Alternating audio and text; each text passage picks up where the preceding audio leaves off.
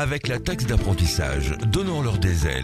Avec votre CCI, investissez dans votre avenir et celui de votre région. Faites votre déclaration et votre paiement en ligne jusqu'au 29 février 2012. L'aéroport Toulouse-Blagnac, le partenaire des entreprises du Grand Sud-Ouest, vous présente le Club Éco d'ObjectifNews.tv.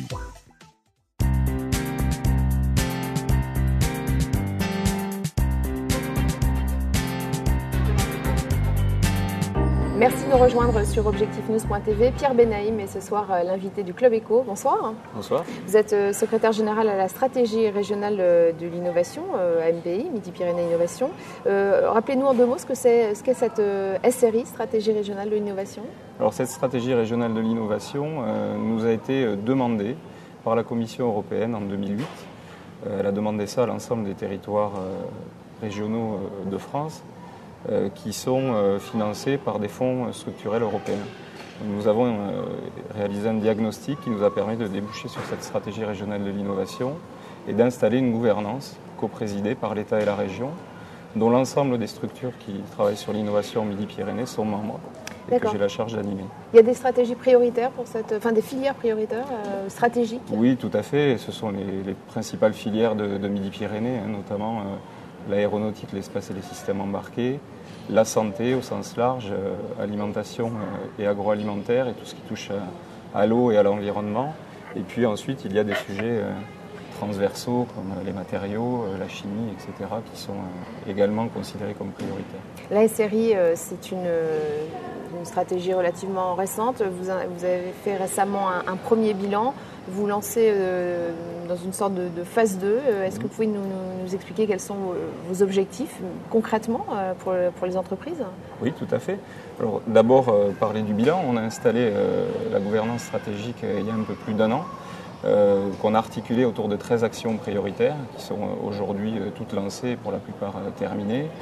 Les plus emblématiques, si on peut en parler, sont le fonds d'amorçage notamment, l'unification des fonctions de valorisation au sein du PRES qui ont ensuite donné la SAT, la Société d'accélération et de transfert de technologie, l'accompagnement des grands projets structurants de Midi-Pyrénées, des aides à l'intégration de compétences, etc. Donc, ce plan d'action-là est lancé, donc effectivement maintenant nous nous lançons à la fois dans un bilan précis et dans une nouvelle phase qui va consister à mettre à jour le diagnostic qu'on a fait en 2009, puisque le cadre économique a changé en matière d'innovation depuis 2009. On a eu tout le programme des investissements d'avenir qui a fortement impacté positivement, on peut s'en réjouir, le paysage de l'innovation en Midi-Pyrénées. Il y a un nouveau cadre politique au Conseil régional, schéma régional de développement économique, schéma régional de l'enseignement supérieur de la recherche. Tout ça fait qu'une mise à jour du diagnostic s'impose et ça nous aidera donc à préparer également la future programmation européenne, puisque vous savez que l'Europe qui finance le territoire par les fonds structurels va relancer son cadre politique de 2014 à 2020. Et donc il faut qu'on rentre dans une phase de préparation, de discussion avec la Commission européenne pour leur présenter un diagnostic de l'innovation en Midi-Pyrénées. Vous, Pierre Benaïm, vous avez une liste d'entreprises stratégiques prioritaires ici à développer en Midi-Pyrénées? Une liste d'entreprises stratégiques et prioritaires, non. On connaît des entreprises qui sont effectivement des moteurs économiques, qui sont des entreprises innovantes, mais notre mission est de développer toutes les entreprises de Midi-Pyrénées et avec un accent particulier sur les entreprises qui rentrent dans le processus de l'innovation. On appelle ça les entreprises primo-innovantes. Elles sont détectées et soutenues par le réseau de diffusion technologique qui est animé à Midi-Pyrénées Innovation. C'est une partie de notre activité puisqu'on considère que faire entrer des entreprises dans le processus d'innovation est un levier de développement pour elles. Et bien entendu qu'on accompagne également les entreprises bien connues de haute technologie également. Je ne dirais pas qu'on a une liste, mais on les connaît, on les soutient et on les suit. Vous avez une action aussi récente sur le domaine de la e-santé. Oui. Un rapport a été rendu très récemment. Est-ce que vous pouvez en dire un mot?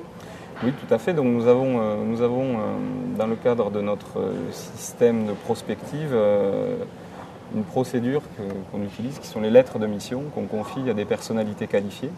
Donc on l'a déjà fait pour la structuration de la filière TIC qui a amené à la création de Digital Place.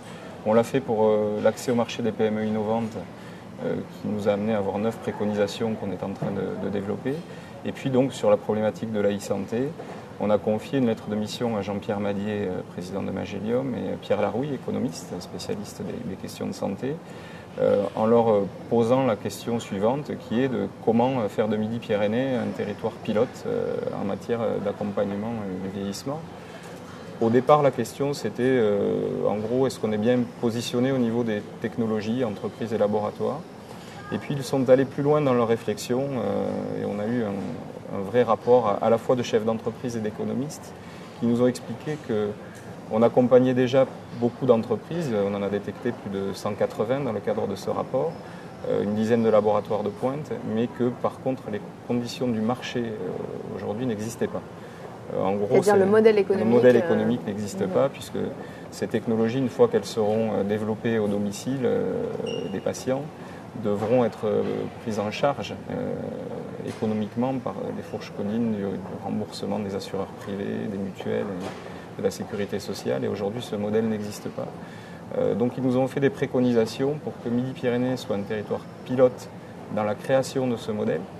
Et puis ensuite amener les entreprises et les laboratoires de Midi-Pyrénées à se pluguer sur ce modèle pour que ce soit leurs produits qui soient les mieux repérés sur ce marché.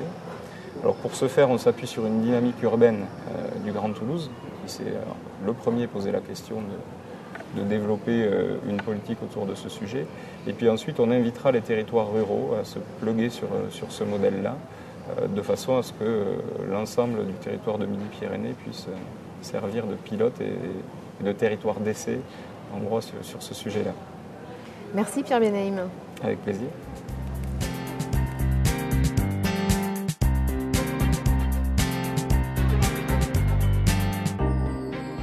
Avec la taxe d'apprentissage, donnons-leur des ailes. Avec votre CCI, investissez dans votre avenir et celui de votre région. Faites votre déclaration et votre paiement en ligne jusqu'au 29 février 2012. L'aéroport Toulouse-Blagnac, le partenaire des entreprises du Grand Sud-Ouest, vous présente le Club Éco d'Objectif News.tv.